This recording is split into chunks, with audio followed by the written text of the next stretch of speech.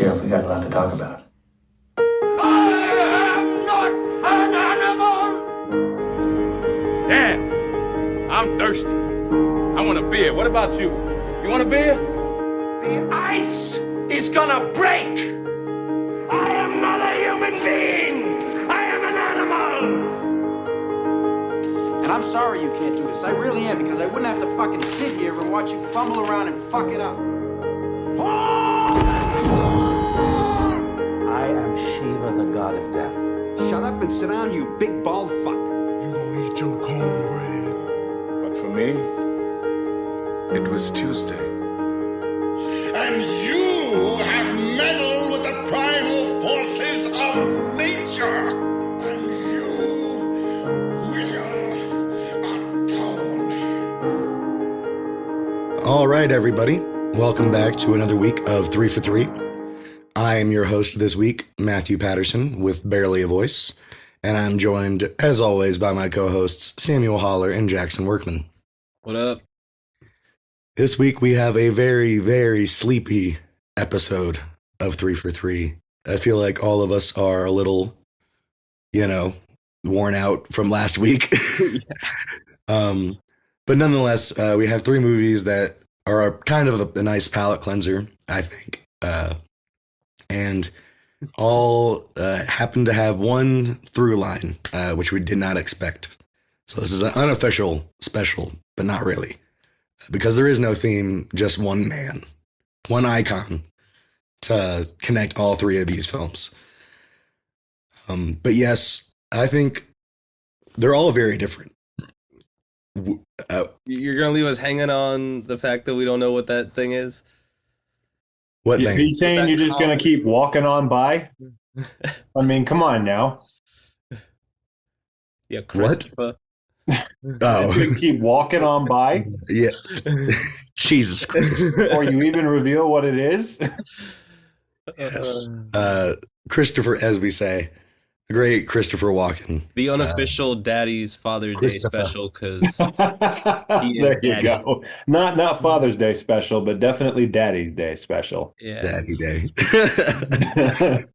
Oh my God. And You 3. can hunt my deer anytime. And we have 3 very different performances from him, all of which are, I think, great in their own ways.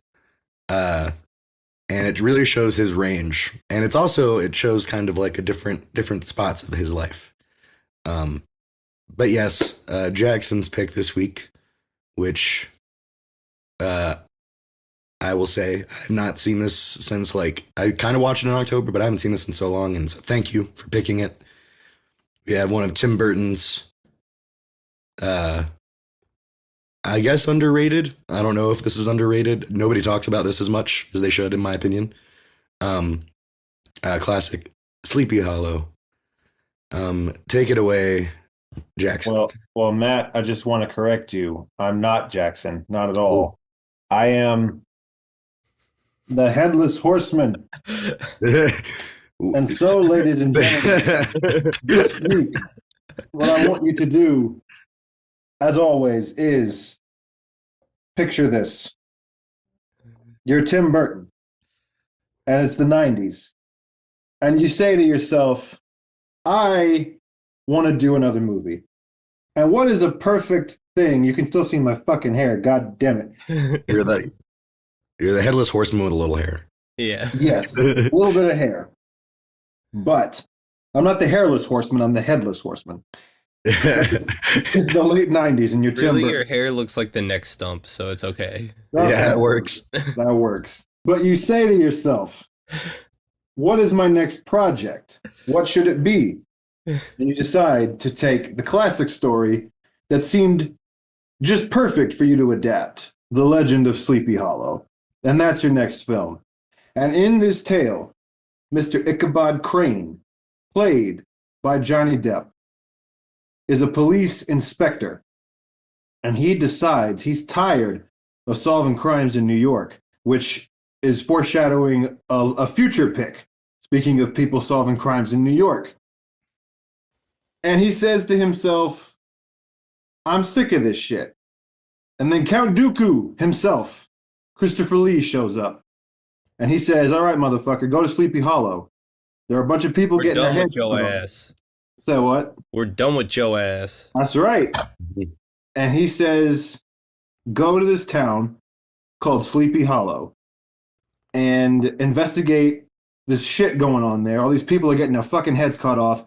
Go up there and check it out. So Mr. Crane goes and checks it out. And he runs into a town full of suspicious characters. And he finds out, he doesn't believe at first when they tell him that the person committing the murders is not in fact a person at all. It is me. It is I, the Headless Horseman, who is doing it. And, you know, I guess you're wondering why the Headless Horseman would kill so many people. I'm pissed off, man. I was a Hessian during the Revolutionary War, and I was just walking through the woods, minding my own business, killing people, and these two little blonde bitches just ratted me out. And I didn't appreciate that. Not one bit. And then I got killed, and they cut my head off, and they threw me in a grave. And so now, all these years later, I'm a specter out for vengeance, you see. And so, long story short, Johnny Depp has to fucking take the Headless Horseman down, and the Headless Horseman is killing motherfuckers, and he has a suspicion of being controlled by somebody else. But who is it? Who is it? You got to find out. But yes, your heads have all been cut off. My work is done. I don't know how well that bit worked out, but it was a lot of fun for me to do. Stuffed in that goddamn tree full of blood, just like another tree on this podcast. But yeah, so if you know Sleepy Hollow, if you know the Headless Horseman, you get the story. So I guess I will turn it over to you guys first. What were your thoughts on this motion picture? Sam? This was my third time watching it. And I think the first 3/4 of this movie I absolutely love and adore. And then somehow, I just kind of start to fall apart interest-wise in that last little bit. And it really frustrates me because I want to like this movie a lot. And it's great. It's definitely one of my favorite Tim Burtons. But it definitely, like, I don't know, something about it just, I kind of just dropped the ball. But fucking wild in many levels, and full of tons of wonderful actors that I just am always surprised to see are in it, because every time I have seen this movie again, I've had a very different appreciation of each of the people who are the leads throughout the film. And I really enjoyed that aspect of watching it this time. This time it's clicked the most out of the three for me, for sure. Yeah. Yeah, I mean, this is like, definitely like Jackson, you mentioned that this would be a perfect Tim Burton adaptation. Like, just before he even made it, like, you just knew that would be right up his alley. And it is. I mean, this is like, some of his movies, like, they have that aspect to them where, like, things are weird, but it's almost, I don't know, like, goofy weird.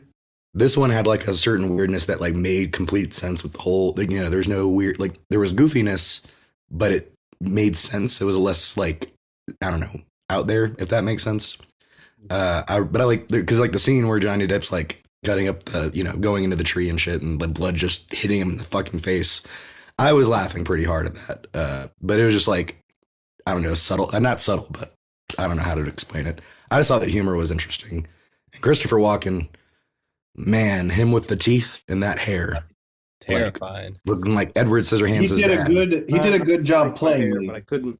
Yep. I was satisfied with his portrayal of me. I thought he captured my personality pretty closely, all things considered.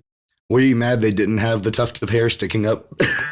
Well, yes, because I think that that's an important thing to remember. I am the headless horseman, but I'm not the hairless horseman. They don't have to make me bald. I'm just saying. Exactly. Like, that's just an insult.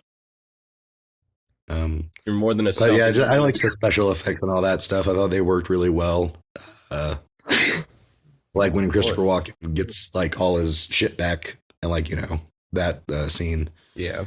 With the skeleton and, like, the face and stuff. I was like, okay, I fuck with this. And yeah, I mean, yeah, like you said, the actors are great. Everyone kind of pulled it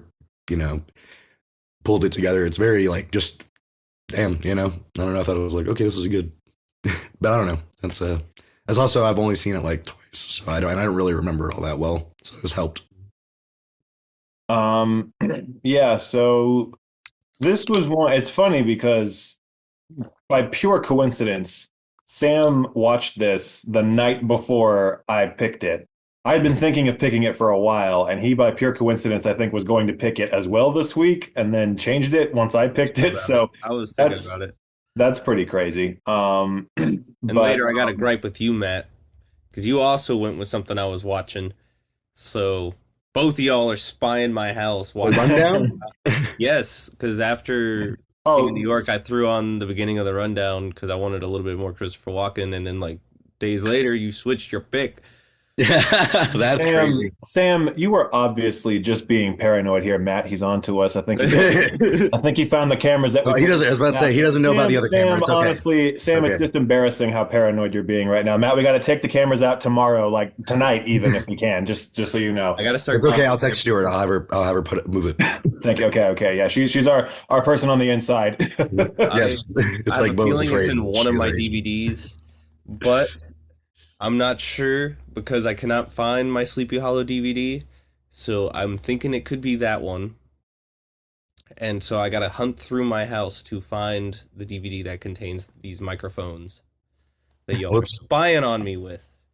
It is funny though, Sam, that you put on the rundown right after, because when I was watching Sleepy Hollow, that was my thought was, I need more walking. I want to watch the rundown right now. Why the fuck did I not pick the rundown? Like, I could have not wanted to watch that other movie less at the moment. And I was just like, no, I need to change my pick. So that's funny that you said that. But yeah, so I was really looking forward to this one. Like you said, Matt, it's not one of the movies of Burton's that people talk about like that much. It's considered like one of his more underrated movies. So I was curious about it. And really the main thing that made me want to pick it was I'm doing a thing right now where I'm watching every animated Disney movie in a row. And one of the earlier movies was The Adventures of Ichabod and Mr. Toad, where they do Sleepy Hollow. And so I saw that and I really enjoyed that. And I was like, I want to see the Tim Burton Sleepy Hollow. Let's keep going in that direction. And they actually have an homage to that in this that I found out was deliberate, because I saw the scene where the fake horseman has the pumpkin head and he throws it right at the camera. That is like a direct recreation of a scene from that movie. And I noticed it as soon as I saw it, and I was like, damn, that's a lot like the scene from the animated movie. And then I read afterwards, Burton did that as a deliberate homage, and I was like, oh, that was cool. But yeah, so then I put it on.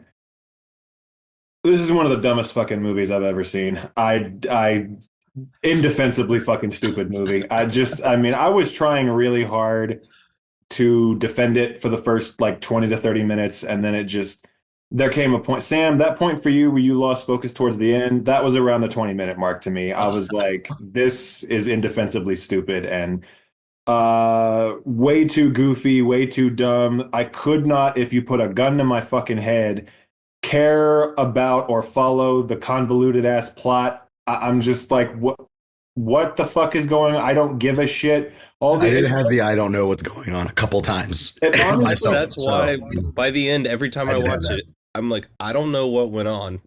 And so it just like, so I just not only do I not know, I don't give a shit. That's the problem. And then like towards the end, I literally laughed out loud, like at the dramatic reveal of Miranda Richardson being the villain. I was like, the bitch who's had 3 fucking lines is the villain of the movie. She's literally had maybe 3 lines in the movie, and like they're just like, how are you? And like, where have you been? I'm just like, you're the bad guy. That's the twist. Oh my God. They play it like this big shocking thing. She gives like the fucking,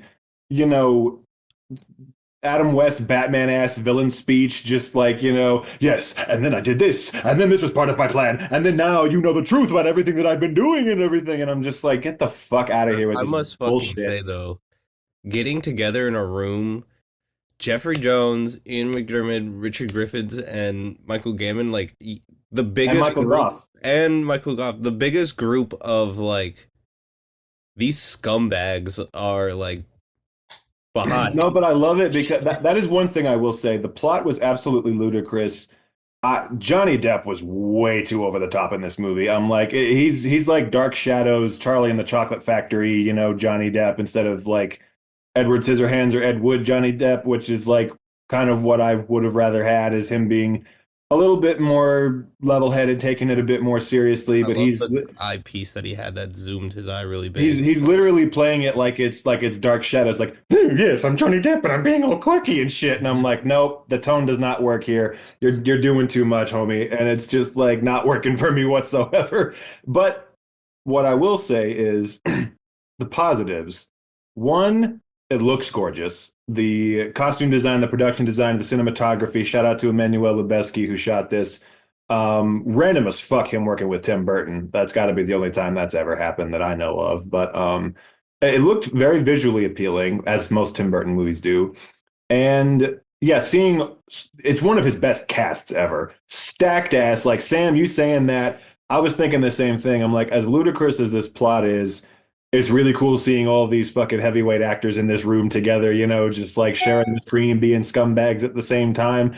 And, it's cool because, and a lot of them are Burton regulars like Michael Goff and, Jeffrey Jones. His last time working with him, bet you can't guess why. They didn't work again together after this. But yeah, and it's also wild as fuck. I didn't realize until afterwards. There are 3 Sith Lords in this movie. Ian McDiarmid, Christopher Lee, and Ray Park, who plays the Headless Horseman when he's not Christopher Walken. That's crazy. I did not know Ray Park was that. So we got Darth Maul, Count Dooku, and the Emperor all in this movie. And this came out the same year as Phantom Menace, which is fucking wild. Well, that's where my review was the seeing eye can tell all about these actors because Jeffrey Jones. Then we got Richard Griffiths as Uncle Dursley as a piece of shit with his giant eye. Ian McDiarmid as Emperor Palpatine, even though that was the same year. And he kind of played him earlier. And fucking Ray Park. And this may have been the first, but it was not the last time a blonde bitch tried to kill Johnny Depp. But just putting that out there. Shout out Danny Elfman's score too. Yes, this as always. Every time Tim Burton and Danny Elfman work together, every time when the music starts during the credits, I'm like, there he is, just automatically. You don't have to put up music by Danny Elfman. I know it's him just from the sound of it, and he killed this one for sure. And also just also Casper Van Dien being in this was random as fuck. Like one of the few like major movies he's had a big part in besides Starship Troopers, where I'm like, okay, I see you out here, like, getting your fucking. He didn't even get his head cut off. He got cut in half, man. He got fucked in this brutalized. one. I did think it was a little funny when the Headless Horseman. I mean, I guess this makes sense that Ray Park was doing it, but when like the action sequences when he's just fighting people with the fucking axes, and he puts it behind his back, and I was just like, what the fuck? Like, how did he learn martial arts? I literally was about to say the same thing. It was low key fucking hilarious to me because the Headless Horseman is called the Headless Horseman for a reason. He's on his horse usually, but the fact that homie is literally getting off the horse and just busting into people's houses and just fucking them up. I'm like, this is kind of hilarious. The first thing I did read when looking this up was that Johnny Depp adopted the horse that was like mainly used because it was going to be put down after filming. And I was like, no animals were actually harmed in the making of this movie. That horse won't shit in his bed. There you go. I heard that.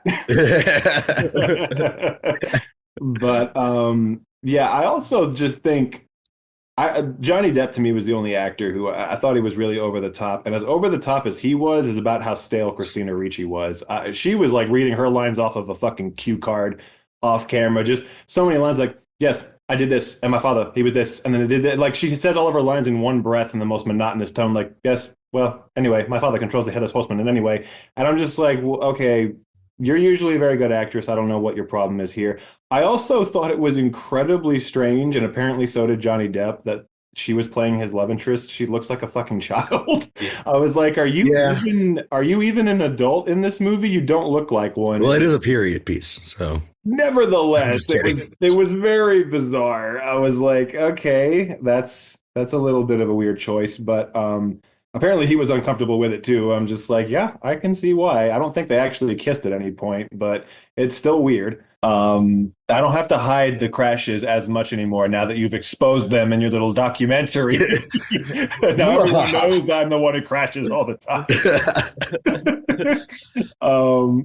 But yeah, it's the whole thing was just really fucking stupid. Not without its positive qualities, but overall, like I was trying so hard to defend it for the first like 30 minutes, even the first like hour of the movie. I was trying so hard to defend it, and then there came a point when I was like, I can't. This is the stupidest fucking thing. Especially in the last like third, I was like, this is, and like so unnecessary. Like it's weird because, like I said, Sleepy Hollow is one of those things you think would just be perfect for Tim Burton. That was the thing I was most curious about. Like, I want to see his take. You'd think it would be like he'd be the ideal candidate to adapt that story. And then he just makes all these fucking bizarre changes to the story that like it really is almost it's only very loosely based on the original story. Because like there needs to be like a villain controlling the Headless Horseman. Like that just seems really fucking unnecessary to me. Like the Headless Horseman isn't his own character. No, there's this super unnecessarily complex plot where the town is in on this scheme and there's someone controlling him, and it's like, what? It's dumb. And there's so much like I don't know. The whole thing just didn't really work. I mean, for me, I was very disappointed because you'd think like he would have been the right guy for that job. But yeah, I mean, the only thing I can really say is the cast was pretty cool. Richard Griffiths, I honestly thought he was like the least evil of the old guys. He was the only one I kind of liked, so I was sad that he was the first one that got killed. Yeah. And you know, he was fun. A lot of the others were fun.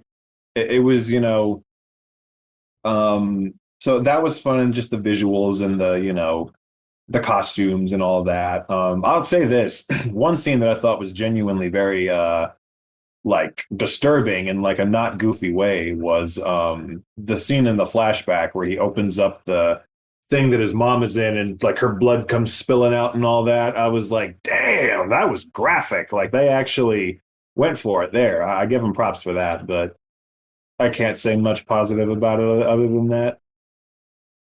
Well, there we have it. A very wide-ranging opinions. I mean, I kind of agreed. I don't like completely disagree with what you guys were saying either. I do like the movie still, but it's like you said, it's, you know. I also don't know the story of Sleepy Hollow that well, so that probably helps my viewing. I don't even know it's that. I just know that like the general, like he's kind of like an unattractive like school teacher, and in this he's like Johnny Depp handsome and he's a police inspector, and just like the general story is just the Headless Horseman is haunting. I did read that he was trying to put on prosthetics for the character and they were like, no. Yeah, because he agreed. He's like, the character's not supposed to be handsome, and Tim Burton was like, well, he's gonna be this time. So it was just like, and again, I just thought the whole thing of there's someone controlling him was just so fucking stupid and unnecessary. And also, it just felt to me like there was a lot of shit that was cut out. Maybe it would have been better if it felt to me, especially towards the end, like they were just condensing it down to get it down to like 2 hours or however long it was, because there are just so many parts towards the end where we just jump between so many locations so fast, and so many things just happen so quickly and without any explanation. And you're just like, what? And like things that like when she's explaining her evil plan and she's like, oh yes, the archer, like that thing that we saw for 2 seconds at the beginning of the movie. I'm like, were we even supposed to remember what the significance of that thing was? Like, I feel like maybe that just got cut out, and there were just so many moments like that where I'm like, wait, what? Like that thing was only barely explored, and like Johnny Depp goes to like in the span of like a minute, like 3 different locations. Like they're just cutting all these scenes down so we can move the plot along faster. It just felt to me like maybe there was like a 2.5 hour cut, and the studio was like, nope, it's 2 hours. That's all you get. Cut it down. And we get in very fast too. Like they explain the Headless Horseman within like two minutes of him arriving to the town. And I'm like, you maybe want to draw this out a bit more, or like spend some time with the townspeople, spend some time building up the lore, building up the town, building up the characters. Everything just kind of happens very, very fast. Like we're just moving at a very breakneck pace for a lot of it. And we don't spend a lot of time actually like, I don't know. There are just a bunch of things that are mentioned too that are only mentioned once and never again. And like him saying like, I'm a man of, whatever he says in that scene with Christina Ricci, that never comes up again. I'm just like, okay, I don't know. It feels like they were maybe going to take some more time to flesh some of this out. And it was a very truncated version of it. So to me, I see why it definitely is one of his lesser known movies. To me, it deserves to be, but again, not without its positive qualities. Well, now that we have discussed Sleepy Hollow, we must travel to another town, a city, if you will, and we are going to find out who is the king of that city. Sam, take it away. You know I love money. You know. We're gonna get out of Sing Sing. We're gonna go back to our roots, and we're going to show some motherfuckers that we mean business, that we run this place, that we don't fuck with the Lesio. We don't fuck with any motherfucker that has anything to do with stomping on my drugs and stomping on my chance of success. Because I am the king of New York. And who do I got with me rolling in my crew? True motherfucking G's. We got Giancarlo Esposito. We got Lawrence Fishburne. No, Larry Fishburne. Larry Fishburne, excuse you. Yeah. Get his name right. And we got to take down some motherfucking cops. Because the motherfucking cops don't respect us. They got to stay in line. Not only do we got to do that, we got to pick up the youngest one who just got married and drag him on the side of the car down the street head first into a fire hydrant. Because we need to show them that we do not care that they have families. We don't care that they're young. We don't care whether or not they're good cops or bad cops. All cops are pigs. And you gotta let me run my shit. Directed by Abel Ferrara. Once you've seen one, you've kind of seen them all in the terms of true brutal just like realism of these environments that he grew up in and was involved with. You got the GOAT, the reason we're here today unofficially, Walken, good old Walken, and we're here to fuck shit up and take over New York because we've been out of the game for 8 years plus. And doesn't waste a second. Doesn't waste a goddamn second. And people show so little respect to you in your time in prison that you need to make amends of the most violent variety. I don't give two shits in this movie. You could be pregnant and I will shoot you in the belly. I am that fucked up of a character. Also, I forgot we got Steve Buscemi for some random ass small part. I forgot until after the movie that he was in it. Yeah, he's the lost member of Run DMC. Yeah. That's the first thing I thought when I saw him. I was like, what do they have him wearing? Oh my god. Also in that scene, room service motherfuckers is what Romeo should have said in Boondock Saints 2. There you go. And I must stress, between anyone who's watching, if a nickel bag gets sold in the park, I want in. And, well, I was just going to ask, I have a question. What's black and white and red all over? Wesley Snipes, the only black man to ever attend an Irish wedding. That was one of my favorite lines in the movie. Oh, bro. This is one of the last X-rated movies before NC-17 became like a full shebang. And no shit. Shit goes to some really messed up places, and I do want to stress as well. There's been some conversations on this topic. We are not the Miramax of podcasts.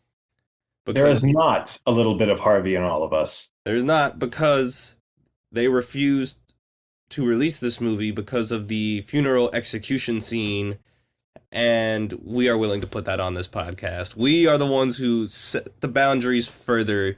We are better than Miramax, and we bring to you King of New York. I do want to mention there's two other actors that popped up for a second. Harold Perneau, I think that's how you say his last name. And I was like, yeah. And Paul Calderone. Yes. I was hey. Who is a criminally underrated actor. Yes. I was very happy he had a pretty big part in this because he's great. And what the fuck was I going to say? Oh, we haven't even mentioned the fact that David Caruso is in this thing. Wild character. Wild. But what was I going to say? Oh, and also in his third appearance on our podcast in just the last few weeks, Victor Argo returns once again. This was his first Abel Ferrara movie of many. He was apparently they have done a lot together. Yeah, so and this is of the three roles I've seen him in so far in this podcast, this was my favorite. I thought he really shined in this. I liked his character. I gotta say, Christopher Walken's been in a lot of great roles, and he's been cool in certain roles. This is his fucking coolest, in my opinion. I 100% agree. This is one of my favorite performances I've ever seen from him, and I've seen him do all kinds of stuff. I've never seen him be this much of a bad motherfucker before. He is getting shit done. He is fucking people up. He is taking no prisoners in this one. The scene where the dude's dancing with the lady and she's shirtless and Lawrence Fishburne's dancing up and is the dudes are like, you execute people or kill dudes. And he's like, well, all my business is out. I'm like, there's no business left in town. And then you just see Christopher Walken sitting on that couch in the corner, just while the girl's dancing to the side and he's on the phone and then hands the phone off to the other girl. And then him on the subway thing with the gun. Yeah. So, yeah. I have to say, there was a moment in this that was so random. Hearing Christopher Walken say, I heard that, fucking made me lose my shit. You should have heard the pitch my voice got to when I laughed at that. I lost my shit. I heard. Lawrence Fishburne's also a scumbag in this. Also, I gotta say, his performance in this, that's one of the best performances I've seen him give as well. He was phenomenal. And just he was crazy. That scene where he's going into the McDonald's and yelling at the guy, I'm like, man, he's crazy in this movie. And that scene at the end, well, first, okay, so I'll just say really quick, I fucking love this movie. This is my first Abel Ferrara film. So finally, I've been wanting to watch his stuff for a while. Phenomenal movie. Loved the whole thing. The last 30 minutes, I just have to say, I was not expecting this thing to get that fucking brutal. I was absolutely shocked at the brutality in the last third of the movie. I mean, we saw some shit before, but that whole chase where David Caruso and Wesley Snipes, who we haven't mentioned yet either, are, chasing, they're chasing him down, and that scene where Wesley Snipes dies and Lawrence Fishburne is just laughing like a fucking lunatic. I was he's been acting in that scene where he's like, I got his ass, and he's just laughing, was absolutely crazy. But, for poor Wesley Snipes, when he got killed, you know what David Caruso should have said? I guess some motherfuckers are always trying to ice skate uphill. Yeah. Oh my God. We got to put that in there. I do, before we 26 seconds pops up, I did find my copy of this right before we recorded, and this is one of my favorite movies I own. I somehow have two different copies of this. The other one is him looking out the window in that shot where all the reflections over it. I need a black girl to come and just tuck a 45 into my waist as I just stare out into the city that I own. That's what I need. That'll heal me right there. Shout out to that actress Teresa Randall, who has been in a lot of things. She was Martin Lawrence's wife in the Bad Boys movies, among many other great roles. That's what I remember. She looks. And as soon as I saw her, I was like, "Is that Teresa Randall?" And then her name came up in the credits, and I was like, "Hey, that is her. Cool." So, what did you, Sam? I guess you said you've seen this a bunch of times. So, how was it rewatching it? With when I lived in Florida, there was just I didn't really know who Abel Ferrara was whatsoever, and I had seen Bad Lieutenant, the Werner Herzog version with Nicolas Cage, and I absolutely loved that movie. But I had heard of the original, and I didn't know that was who did it, and I just randomly picked this movie up in a pawn shop for 25 cents. Went home, watched it, and that's how it should be. it was wonderful. And then originally I was going to do Deep Cover, which is another Larry Fishburne film, and then I was like, no, I want more Walken, and so I like just dipped a little bit further back, and I'm really glad I did, because it's such a fun time rewatching this. This movie is fucked, and I love being in the world that he creates with it, and I love the music, the atmosphere, the kind of like texture of the like visuals, and it's a bad place to be, a very bad place to be. What I love about this, though, is Christopher Walken, no matter how bad he is, personally, I never stopped rooting for him, no matter what he did, pretty much. Like, I was, yeah, you know, like, a little bit towards the end, but even then, I was still kind of like, you know, if he gets away, you know, like, or, you know, like, yeah, I'll be okay. I don't know, I did cheer, like, fist pump cheer when he pulled up to him at the funeral and just fucking blew. That was the craziest shit. I so did not see that coming. I was like, when he shot him, I was like, damn, man. Like, there are so many moments like that where just these batshit crazy kills just come out of nowhere. And and he just makes these moves where you're like, this motherfucker is just ruthless. I mean, the balls to do some of the things he's doing. I'm like, it lets you know right off the bat, like, he's the real deal. You know, like, you understand how powerful and ruthless this guy is, but at the same time, like, that speech he gives at the end, it says so much about his character, where he's just like, man, I'm just a businessman. He said, like, that's what he says. He's just like, you know, you really think that the shit I do is the reason so many people are so fucking miserable? No, I'm just a businessman. I'm just pushing the shit that makes them miserable, or just whatever, you know? It's just like, it's such a great, like, you know, speech, just examining like how he feels about what he does and his kind of twisted worldview that he has. But, you know, it's also just cool because it's like, you know, what you see with David Caruso and Wesley Snipes' characters, it's like, okay, I understand why you guys are pissed that these criminals are being able to get away with it, and I get that you're pissed, but you're kind of just as bad, because you're just going out and that scene in the having bar, no regard for the law and just trying to gun them down. And then the scene in the bar just is like sets that ominous tone, and then what happens to the younger guy, just like, it's just, and again, like, going back from that.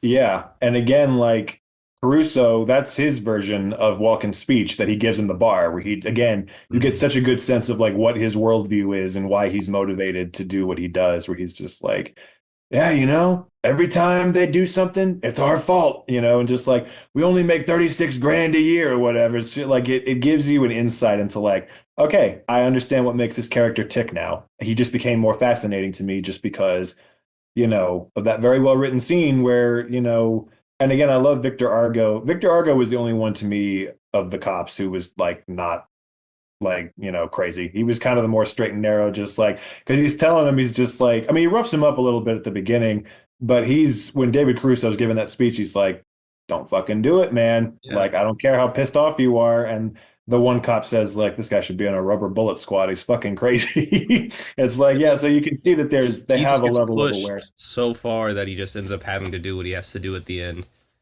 Mm-hmm. And it's crushing.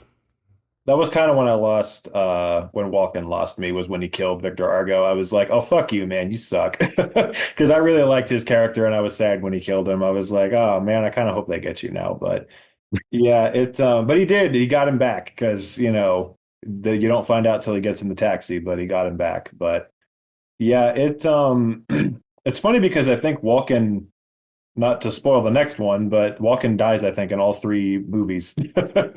But so we got to see him die three times. But yeah, again, just the whole thing I thought it was incredibly well written. I also really liked, I need to look up the actress's name. I think it's Janet Julian, who plays the blonde chick, who's the lawyer. She was a great character and a great actress. I found out she quit acting to be a teacher, apparently. That's wild.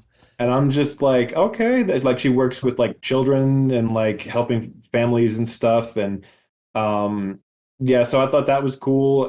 Just learning that she went on to do that, even though it's like, oh, I'm bummed that you're not an actress anymore, but at least you're doing something that you love. And she was very good. There are so many, and one thing I really love too, I just fucking love, and it's been too damn long since I've really seen one, or since I've seen that many. I just love these fucking 90s New York indie dramas, like where the whole cast is made up of like veteran New York actors, like Christopher Walken obviously being the biggest one, but then like Giancarlo Esposito, Paul Calderone, Roger Guenveur Smith, who's got a small part, all these like David Caruso and like, Victor Argo, all these like, veteran New York indie actors who, many of them went on to have bigger careers after this. Went on to New Jack City after this. Say what?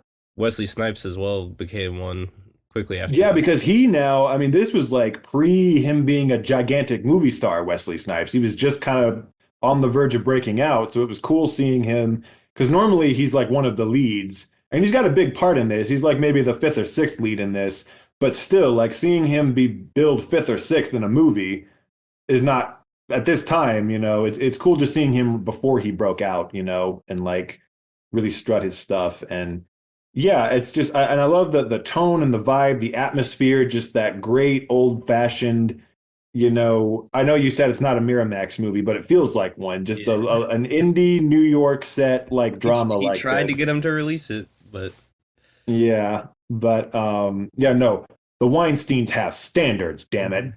They won't stand for anything they deem morally objectionable, those Weinsteins. Which apparently it was the cop killing stuff, so. Yeah, again. Segment, so. Again, they have standards. Harvey has standards. The 3 for 3 podcast does not. Yeah. There you go. No standards here, baby. Before I want to ask Matt like some questions about this, I do find a really cool connection, which was one of my favorite scenes, which is in the drug conversation in the theater, where he's watching Nosferatu. I have that on. I literally wrote that down in my notes. And he's like, "Hey, we got Frankenstein on next." But it's just interesting to me because my favorite April Ferrara movie is The Addiction, which is Christopher Walken playing a vampire. But that has to do with heroin and a lot of other deeply rooted other subject matters. But it was cool seeing like an early Nosferatu reference right before he ended up doing that. Well, I saw that scene and I immediately thought, oh, that was me, Sam, and Ricky during the pandemic. Just aping in the theater and shit, asking beers. But also, I remembered this after the movie. He's watching Nosferatu, and Christopher Walken in Batman Returns played a character named Max Schreck, who played the original Nosferatu. So there's a connection for you. But yeah, that was cool seeing that. But yet, what is this, Madam Web with the Pepsi product placement? Come on now. I'm just gonna hold it the whole time. You don't know. Yeah, just hold it and don't drink it. I gotta get an open We've one sold out as a podcast. We lost it. I tell you guys, I mean, at this point in the podcast, I'm really thirsty. I'd like to drink a nice cold Pepsi. I don't know about you. They need us because I just read the other day they're not even in the top. They're like not, I think, in the top 2 or 3 soda brands anymore. So they need us. They need us to get the word out. All right, Hey, Sam, you gotta. Sam would be the one to get them to do Crystal Pepsi again. I'll pull out my Good Crystal Pepsi if y'all want to see my Crystal Pepsi, because I'm about to sell some Crystal Pepsi to these crack hoes on the streets of New York. That can be the that can be the tagline for Crystal Pepsi. Crystal Pepsi, not Fent. There you go. I'm gonna get it. Fuck it. And also, I just have to point. Are we getting the Crystal Pepsi? We're gonna have to tag Pepsi now. Oh God, they better pay us for this. Right, or else we're taking down the episode. Yeah, we're literally. gonna blur out Pepsi. Look how flat and kind of yellowy this bottle is now. This is from 20. Be honest, Sam. Pepsi needs to send you a new bottle. Sam, foreshadowing the star of our next film, did you piss in that bottle? Did you piss in that bottle? Well, my zip was pulled down, but I couldn't get it out, so I had to just hump the air until I whipped it out. There you go. But yeah, this is what is left of the 2016 expired 2017 Crystal Pepsis. Unopened. Moved 4 times. Damn. One day you're gonna have to. One day, eventually, you gotta open it, like right before you die. It's gonna on your deathbed. You'll be on your deathbed, and it's like it's time. The Crystal Pepsi must be had. It tastes like shit. People drink like 80s Crystal Pepsi or 90s or whatever it originally came out, and just straight up throw up immediately because it just turns into pure syrup. Wow. So, yeah. Well, one thing I wanted to point out also real fast is as soon as they said his character's name, Frank White, I thought to myself, is that where Biggie Smalls got it from? Because that's one of his aliases that he uses. He calls himself Frank White a lot. And as soon as they said the name, I'm like, is this where he got that shit from? And I looked it up afterwards. Sure enough, he was a fan of this movie. So I'm like, okay. I wonder. Influential. I was reading that Abel Ferrara was very upset and did not want to film in Sing Sing prison for the beginning, and like that's where they did it. And so he didn't want to run into Coleman Domingo, I guess. Yeah, exactly. But Matt, what were your thoughts on the movie? You've been kind of quiet. Oh, no. I thought I like this a lot. Like we were talking about earlier, it's gritty, but not in like a fake way. It's very authentic, and the violence is crazy. It's just one of those movies I had a really good time with because I knew every scene something was going to happen. Like I was just like, I wasn't worried like, oh, is it going to start lulling or something like that? I was like, okay, it's Abel Ferrara. I've heard of the movie before a lot. I've seen certain scenes like clips and stuff, but I've never really sat down. And so it was very nice to do that. And yeah, this is actually my favorite of his now, for sure. But no, I really enjoyed it. And the cast, like that was the other thing was like, they kept popping up and I kept being like, what the fuck, in a good way. Yeah, and definitely it's up there with my Christopher Walken roles for sure. Because again, I've never seen him be that fucking slick.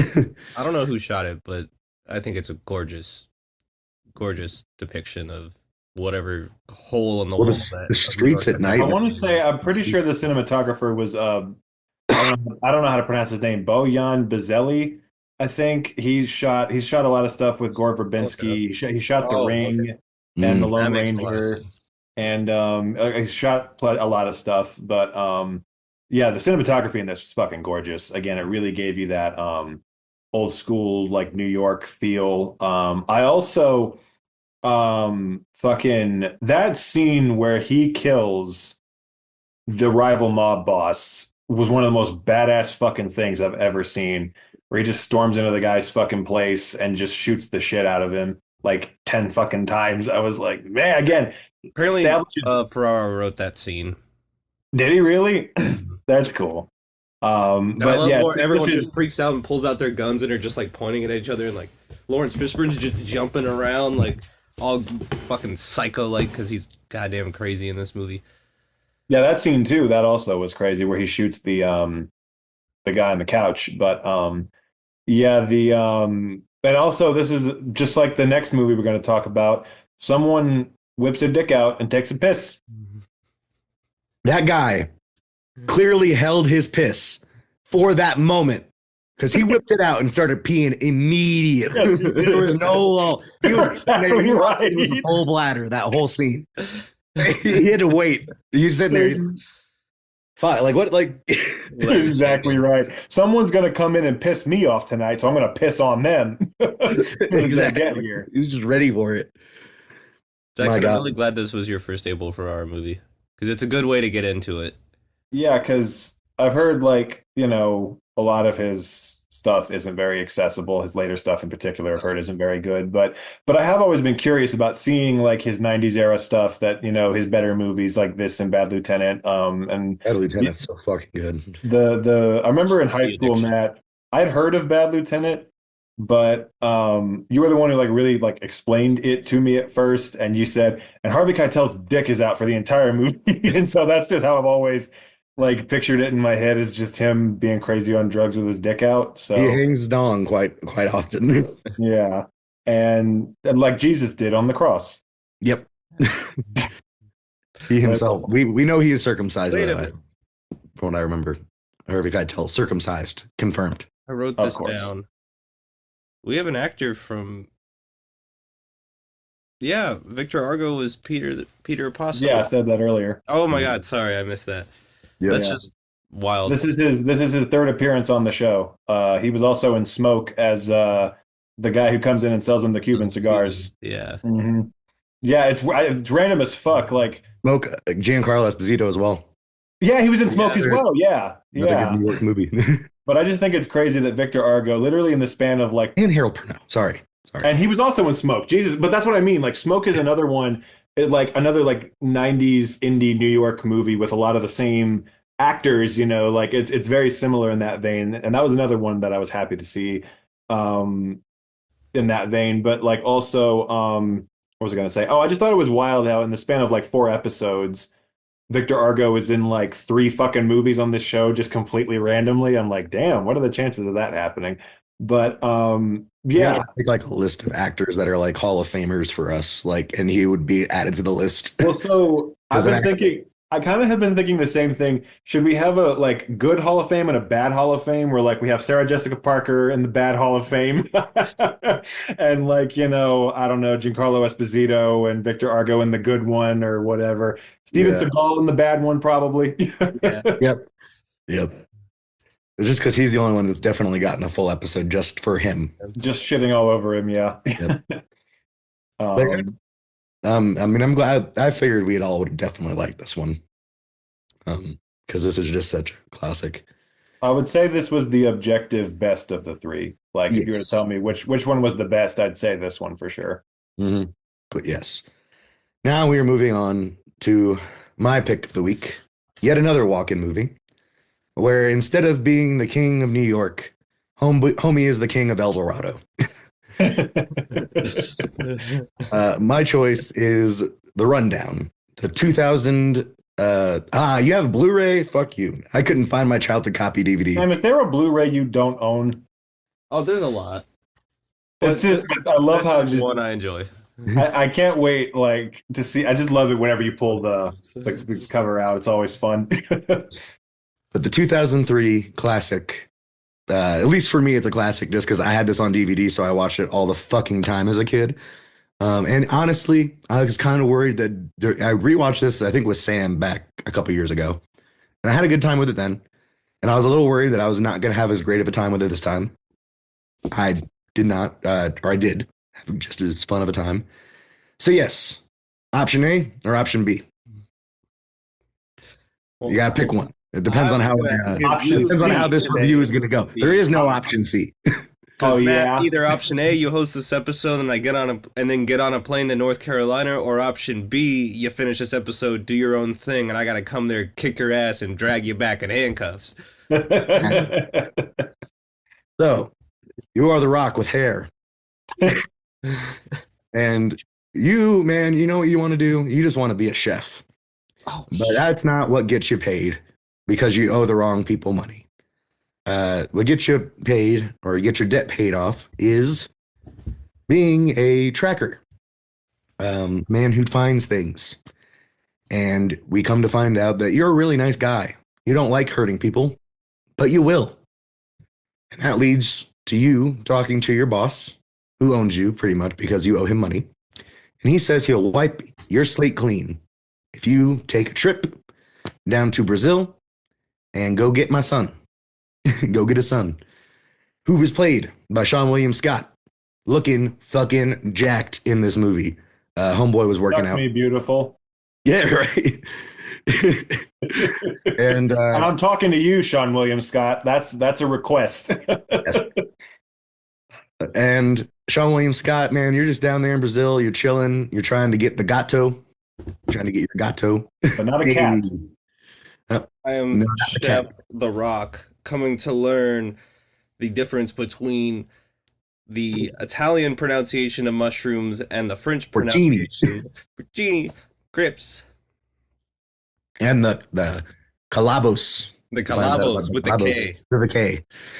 And yeah, so you're just trying to get your gato. You're hanging out with Rosario Dawson, who's kind of your girl. Rosario Dawson.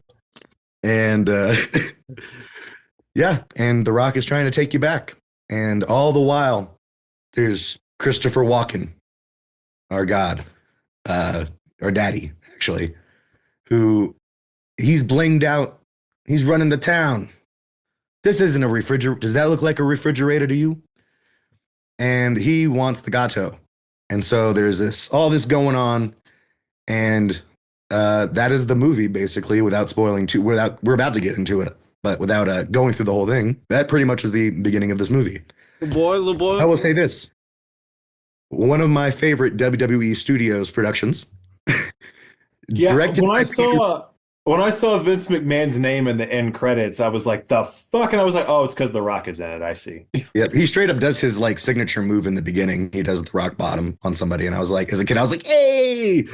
And then, of course, we had the crazy cameo by Arnold Schwarzenegger in the first five. What the fuck was that? What the fuck was that? I literally like... It was a passing of the baton.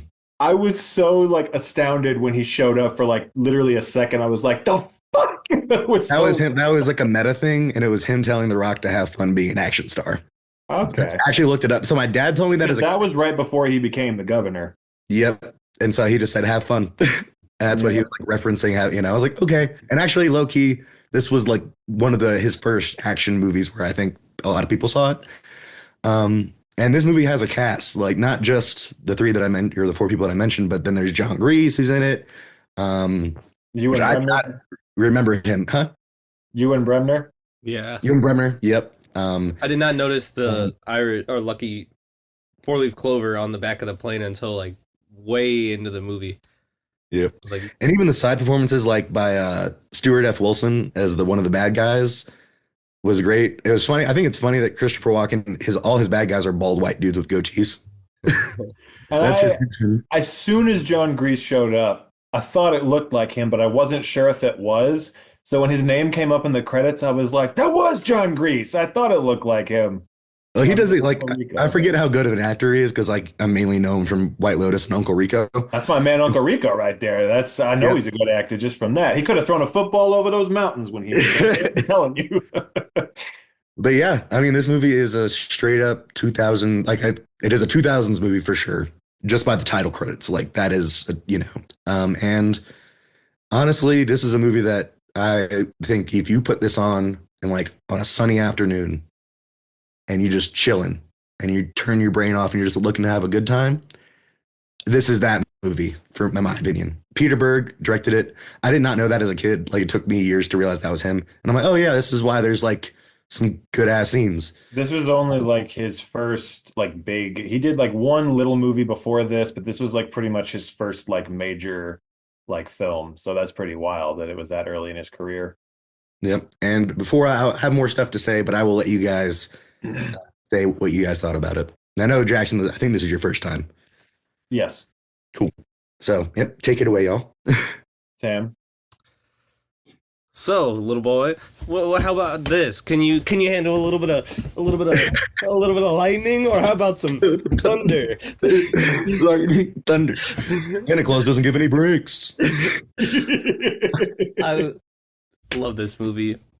Mainly the moment when The Rock just takes the double shotguns and just starts going insane and like and all that kind of stuff. I do need answers what Christopher Walken meant when he said to Rosario Dawson, if only I was born 10 minutes earlier. I don't get it. Maybe he would have been in a different profession. I just don't understand it.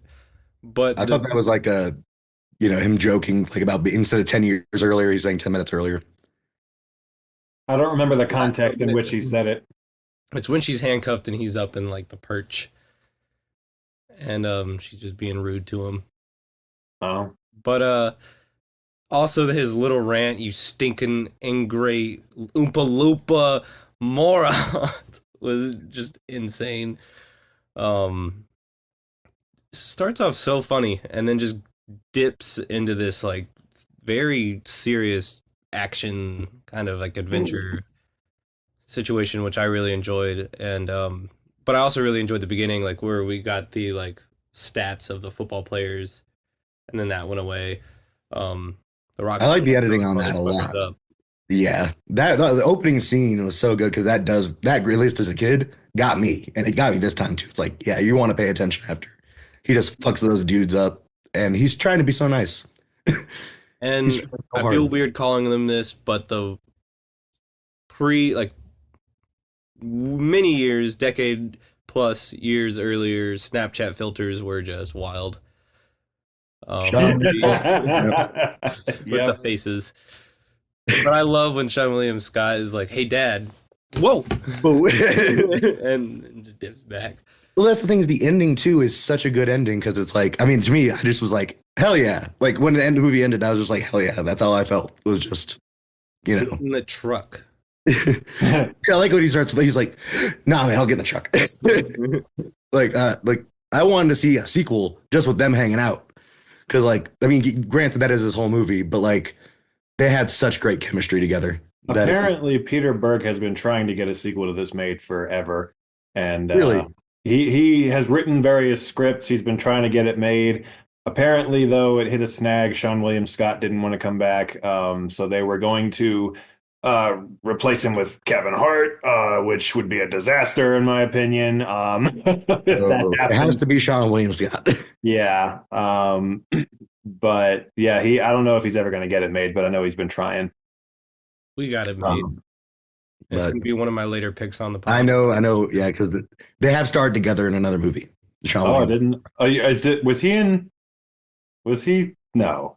Yeah. What are you talking about? Sam, do you want to say it? Is it Southland Tales? Yes. Yeah. I didn't know Sean William Scott was in that. Yeah, yes. And they arguably one of the main characters, if not. I knew The Rock was in it. I didn't know Sean William Scott was in it. Interesting. Yeah, he is one of the main characters too. Totally different movie. Wild. Yeah, so this was, like you said, this was my first time watching it. I had never, I mean, I think maybe I'd heard of it once in passing. I didn't really know anything about it. I just knew, okay, Peter Berg, The Rock, Sean William Scott, Christopher Walken, those were the only people who I knew were in it. A lot of the other, I had no clue Rosario Dawson was in it. That was a pleasant surprise to see her there. She apparently graduated from the Halle Berry School of Accents with that fucking Spanish. That reminded me of her in the first X-Men, like, ooh, you're not trying whatsoever to make that sound convincing. But yeah, so didn't know what to expect. And I was nervous, as I am often with Matt's picks, because I'm like, as soon as I saw it, as soon as I just saw, like, looked it up, I'm like, this seems like a movie probably that he watched during his childhood that he really loves. And, you know, don't worry, you're not going to offend me. This is like in a safe, like, this seems like a very Matt pick. And so I was like, okay, let's see. And my friends, the verdict for me on this one is I absolutely fucking loved every second of this movie. This is my favorite of the three this week. Shit! Yeah, yes, yeah. It was I really didn't think anything was going to beat King of New York because that was such an incredible movie, and I was like, wow, okay, that's going to be hard to top. This and King of New York, like I said, like objectively, that's the best of the three. This was my personal favorite, the one I had the most fun with. My God, I just had a blast watching this from start to finish. Just so much fun. Incredible action. The action scenes in this are phenomenally well directed. I thought that The Rock and Sean William Scott to me, those are like two actors I would never picture together in a movie. They have such incredible chemistry. And Rosario Dawson, for that matter. I really was invested in them as a trio. I love their characters. I loved, like, because I was nervous because I love Sean William Scott. Okay? He's the man. However, there are a lot of movies he starred in around this time where he was just kind of used as an obnoxious comic relief character. And so I was nervous that they were going to do that with him again. And so I was very pleasantly surprised when, you know, he kind of was that, but not really. Like they made him like an actual character who like had goals and hopes and like he cared about being the one to discover the gato. He came through in the end by, you know, showing back up to help out. He felt like for the most part like a real character and not just like there were parts, and I was happy that they toned it down because it was there. Him, the thunder and the lightning, and I'm just like, oh my God, no, please, we've been doing so well so far. But thankfully, when he started doing that stuff, they didn't beat it into the ground. He just did it like once or twice, and that was it. I was like, okay, good. You know when to dial back that obnoxious. Going from that to like when he's getting mercilessly just shot at in the bus, and the Rock's like struggle. Is a whole tonal shift in terms of like emotion and just like direction of what was happening. Because like, so I love the fact usually they do this in movies where the main character, I don't like to use guns, and then at the very end they have him use guns, but it's never like satisfying enough. This was fucking satisfying. I agree. Yeah, like watching him just like you said, saying with the double shotguns, just like you were just like sitting there like, yeah. And then when that one part when he jumps from one building to the next and just fucking breaks down the pillar. I used to think that was possible as a kid, like because of course, you know, I'm just a fucking kid, but I was like, you can do that? That is my biggest gripe is that they say The Rock is 220 at the beginning of the movie, and I was like, this man is way bigger. Yeah, there's no way. But he was back before he was fucking huge. You know, back when he still looked like a person. But not the wire work on this movie. I will say this: I had never noticed it before. But like that scene in the jungle when him and Ernie Reyes Jr. are just going at it, and he is just flying around, and they have him like swinging and kicking him like three different times. I love that part. Like, yeah, me too. That motherfucker. I had no idea who he was. I was like, this motherfucker can fight. Jesus Christ, it's not easy to make The Rock look like a bitch, but you know he's doing unless The Rock is doing it himself. But you know, which he does a lot these days. But you know, and that's another point I wanted to bring up. I miss this version of The Rock. I miss when he did movies and played parts like this.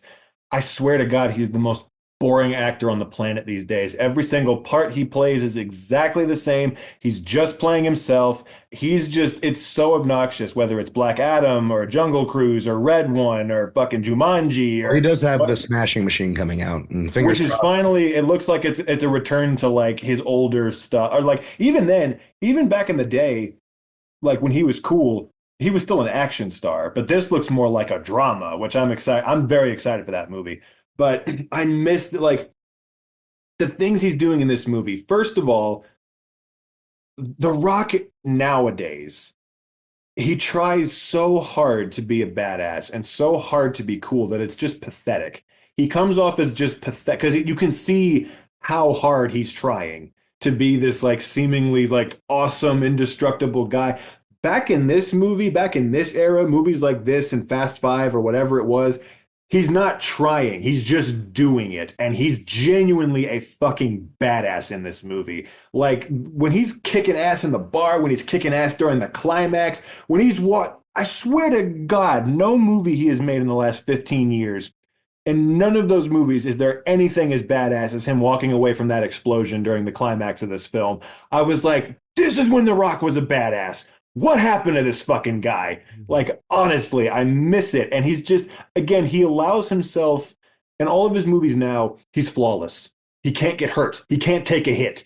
He has a literal clause in his contract that says every time he gets hit, he has to give a hit back. He can't take more than he gives. And he never makes himself look weak because that's his brand, as being this indestructible Samoan demigod. But now, I mean, in this movie, there are a lot of parts of the movie where he's inept. he's not doing a good job getting this guy. He's taking hits. He's taking damage. Sean William Scott is tricking him. Rosario Dawson is holding him at gunpoint.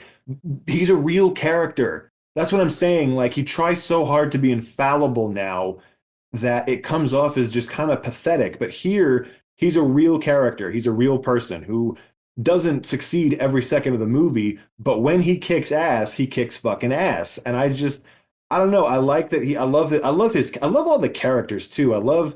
He really wants to open up the restaurant and retire from the business. I love Rosario Dawson's character, like, wanting to help her people. I love Sean William Scott just proving like he's not just in it for the money. I don't know. Even Ewan Bremer, who is in it for like a little bit, his character was great.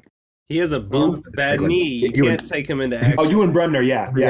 Like I love that you cannot. This is the only time I've watched it with subtitles, so I finally know what knew exactly. I could not understand a fucking word he was saying. Like the boobs on the ground. For 90% of his scenes, I literally didn't know what he was saying. The Rock is sitting there, and he's like, "What?" He's like clearly does not know what he's saying either, which is great. And then the ending when he's just sitting there with the bagpipes and he leads the bulls into town is great. And he's sitting there and just narrating it. I was like, this is great montage right here. Is just him narrating over the Rock kicking ass and Sean William Scott like trying to get out of that bus.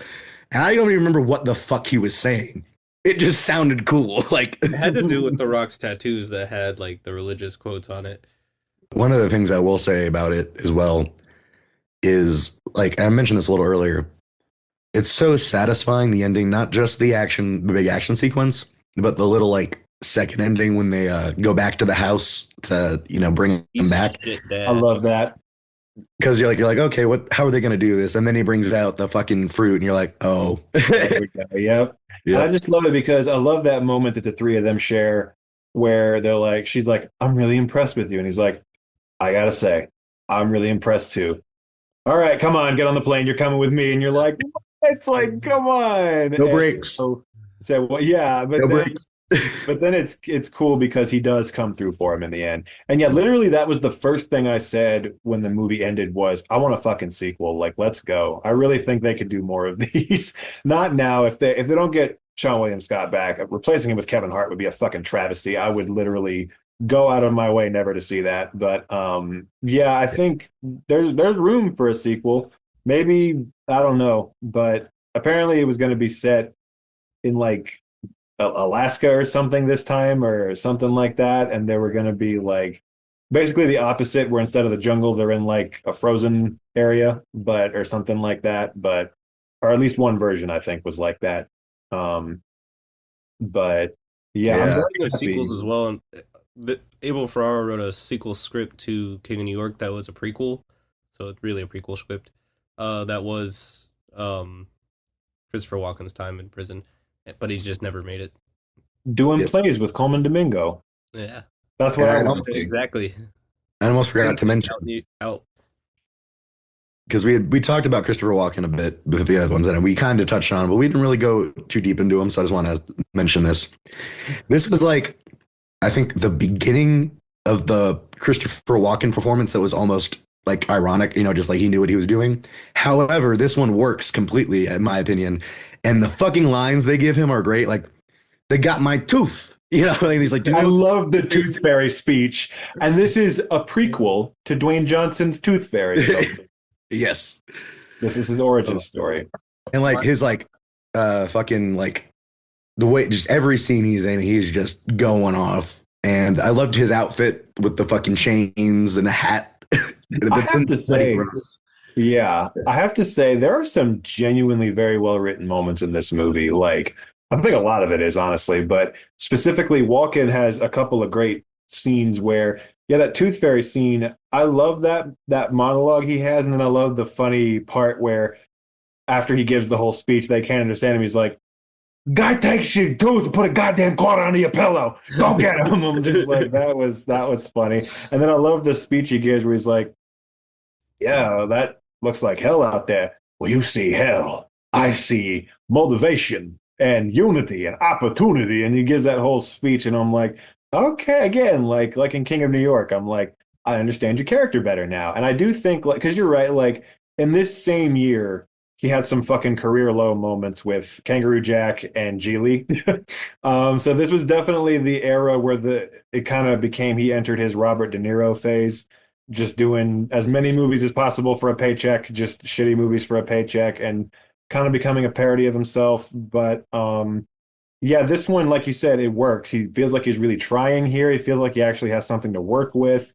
And, I enjoyed him a lot in this. He has some of the funniest line deliveries I've ever heard from him in this, just pure Walken.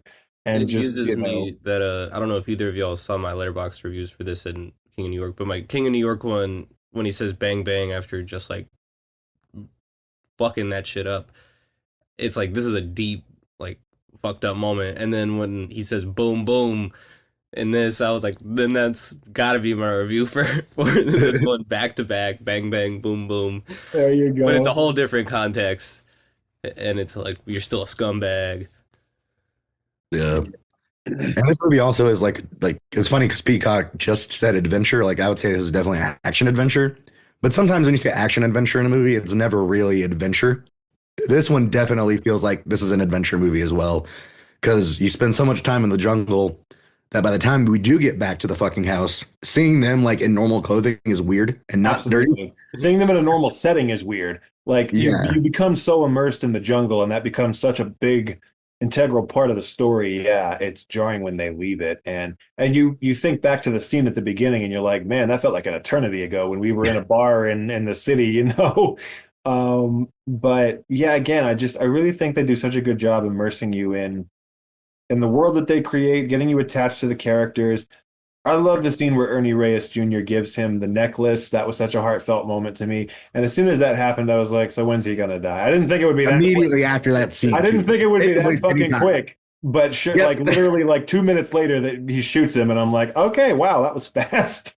But yeah, I was genuinely very surprised because I was telling Matt a minute ago, I thought like at best this would be like a guilty pleasure that I like kind of begrudgingly liked, but I loved this thing from start to finish. Had such a blast with it. I really loved it. And I didn't realize it was only my second Peter Berg movie. I thought I had seen more of his stuff. The only other one I've seen is Patriots Day. And I thought I had seen at least one or two more, but nope, only the second one. So Deepwater Horizon. Yeah, I really need to see that. I really want to see that and Lone Survivor and Friday Night Lights and really just all his stuff. But yeah, thank you, Matt, for picking this one. I got to give it to you. You have had some banger picks this season so far. With Faith in the Crowd and all kinds of stuff. Yeah, I was saying this earlier too. This was the one I was a little nervous about until I started watching it, and then I was kind of like, nah, I think this will be a good one. So Jackson, you haven't seen Hancock yet? Nope. Oh shit, that's crazy. I've always been very curious about it. I've heard so much about it, but I've never seen it. Okay, that's a fun one. That's good to know. That was kind of the beginning of Will Smith's I'm not going to do anything except stupid Oscar bait era. But he's not. This was like right before it, I guess. That's what I mean. Like that was the last movie before he entered that phase. But yeah. So, but Vince fucking Gilligan co-wrote that movie. That's what's crazy to me. Like I gotta see that shit, even though I'm sure it was rewritten. But we got to find a way to get the unrated version for everyone, because the TV censored version I've seen 100 times as a kid. Oh, now the TV. I mean, I don't know if there probably is unrated, but nah, the TV version sucks because they bleep out every other fucking word. He's constantly like cursing. Then why show it on TV? Exactly. Yeah. Well, it has been another week of 3 for 3. I think we are 2 for 3. I'm 2 for 3. Yeah, 2 for 3. I would say 2.5. Yeah, 2.5. I mean, I didn't hate Sleepy Hollow, but it's definitely not a blowout this week. However, on paper it should be the number one solid full because of Mr. Walken. Yes, yeah. It was number one. I'm 3 for 3 on Walken. I'll say that much. Yeah, his 100%. Performances in all 3 films left me satisfied. Sweet. Let us know in the comments what you thought. Please vote in the polls. Hopefully, you guys have something, some interesting stories to relate to us with these movies.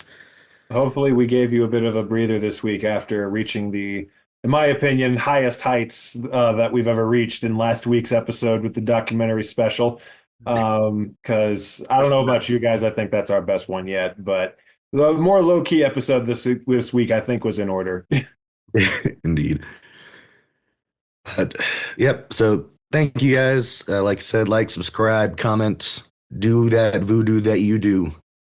And please come back and see us next week. Matt, Voodoo? Voodoo? You still haven't chosen option A or B. Are you flying here, or am I going to have to come kick your ass and take you back in handcuffs after we find a golden piece of treasure in the mountains of Colorado?